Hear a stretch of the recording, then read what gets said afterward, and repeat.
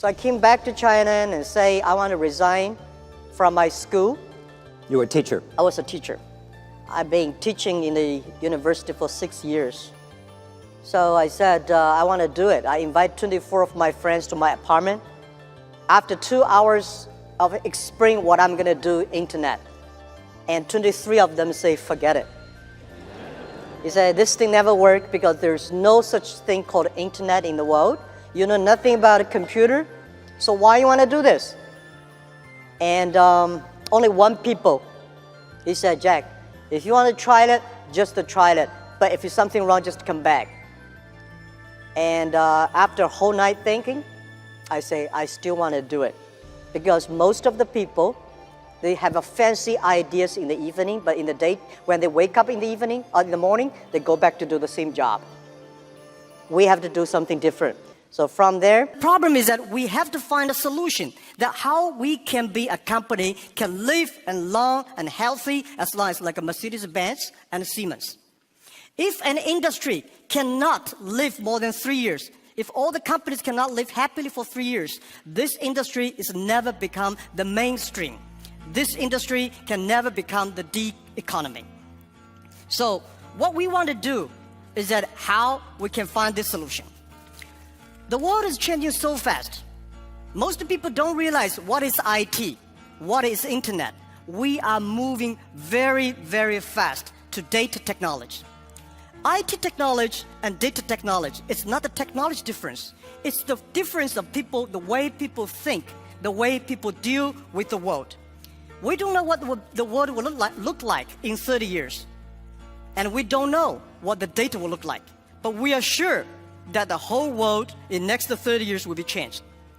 If the first and the second innovation and technology revolution relieve or liberate the human strength, the physical strength, this revolution release and liberate the strength of a human brain, the innovation. The future world, we believe, will be connected, not by oil, not by other things, but by data. The future world, the business is C2B, not B2C. C2B is consumer to business, not business to consumer. Because you have a lot of data, because of the data, the manufacturer must do customized things. Otherwise, manufacture will be very difficult.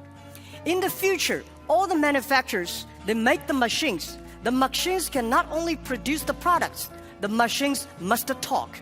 The machine must think. And the machine is not going to be supported by oil, by electricity. The machine is going to be supported by data. The future world, business will not focusing on the size. Business will not focus on standardization and the power. They will focused on the flexibility, nimbleness, customization, and user-friendliness. And also, I strongly believe the future world, we are going to have a lot of women leaders, because in the future, people not only focus on the muscles, powers, they focus on wisdom, they focus on careness and responsibility.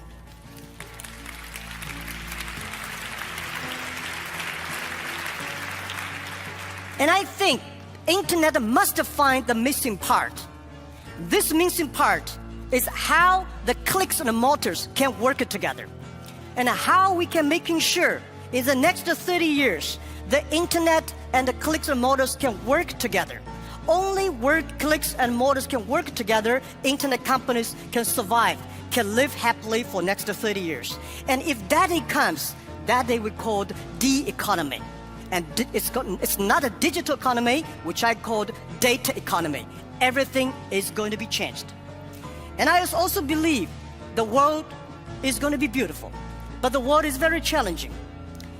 Apple may not be the future, but Apple tells us what the future will look like. That is something in the machine is moving. That is data.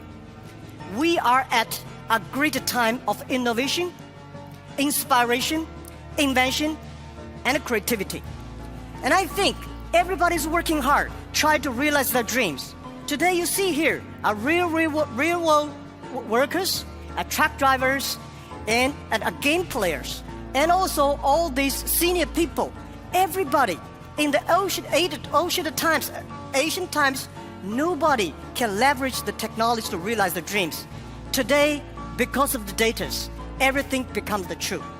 And I strongly believe it's not the technology that changed the world. It's the dreams behind the technology that changed the world. If the technology changed the world, I will never be here.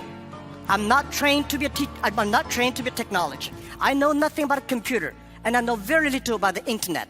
I have a strong dream that we want to help small business. So 14 years ago, we come here to sell Chinese products to Europe. That won't work.